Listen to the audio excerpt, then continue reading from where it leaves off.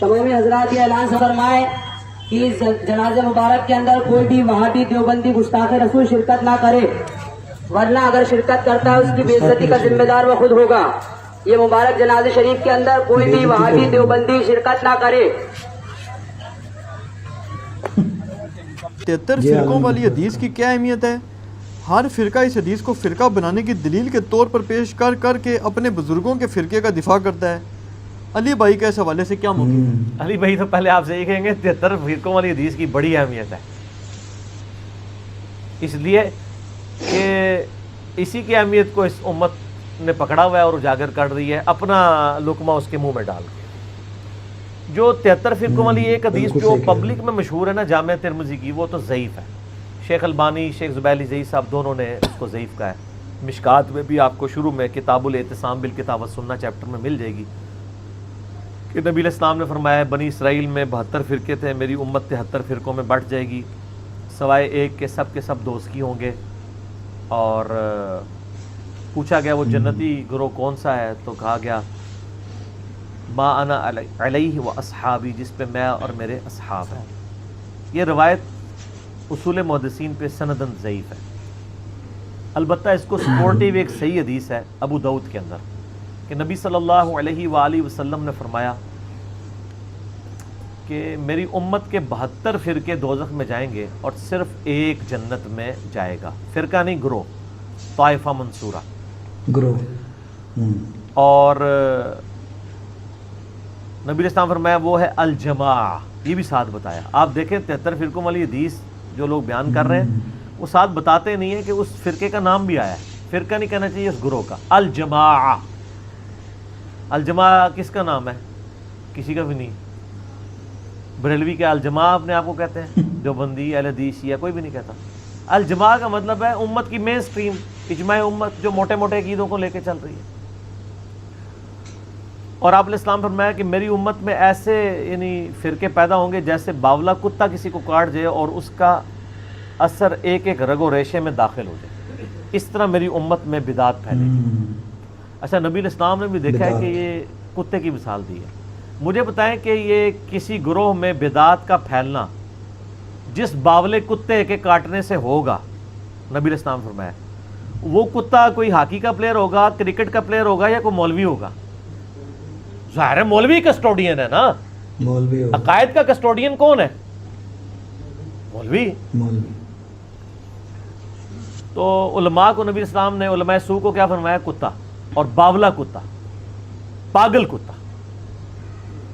بلکہ قرآن میں سورۃ الاعراف کی آیت نمبر 175 اور 176 میں بلعام بن باورا کی مثال دی گئی ہے کہ اللہ فرماتا ہے وہ کتے کی مثال ہے، جو جیسا کہ وہ زبان ہانپ رہا ہے، وہ اس پہ بوجھ ڈالا جائے تب بھی زبان ہانپے، نہ ڈالا جائے تب بھی زبان ہانپے۔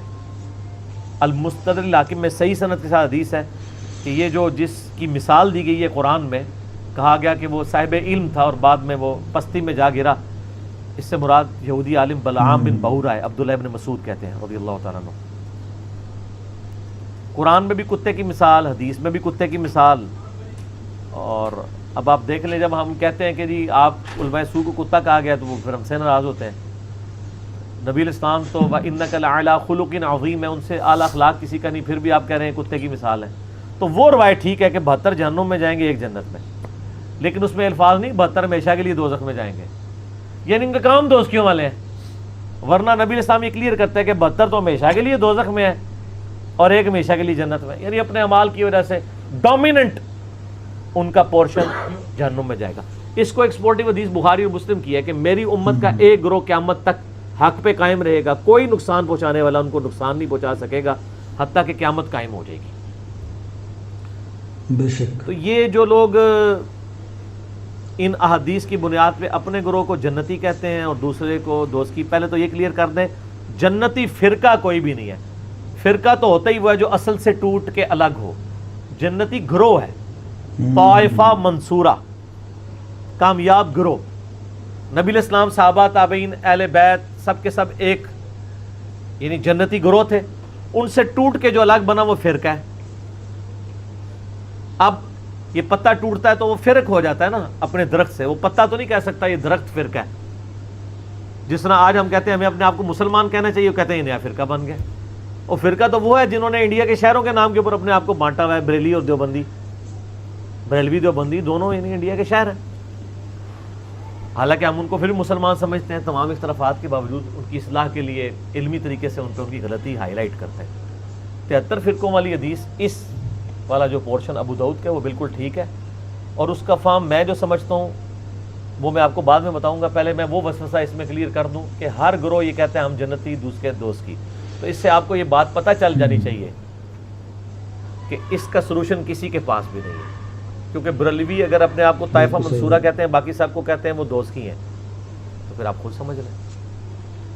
یہی بات دیوبندی بھی کر رہے ہوں گے. پھر ایک عام آدمی کدھر جائے؟ ایک عام آدمی قرآن و سنت پڑھ کے نبی الاسلام کے ساتھ اپنا رشتہ مضبوط کرے.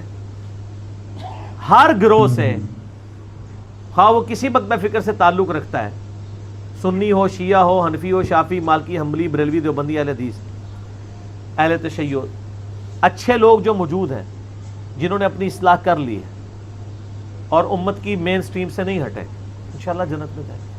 یہ امت کی مین سٹریم سے ہٹنے والے لوگ ہیں جیسے خوارج ہیں، پوری امت سے الگ ہو گئے.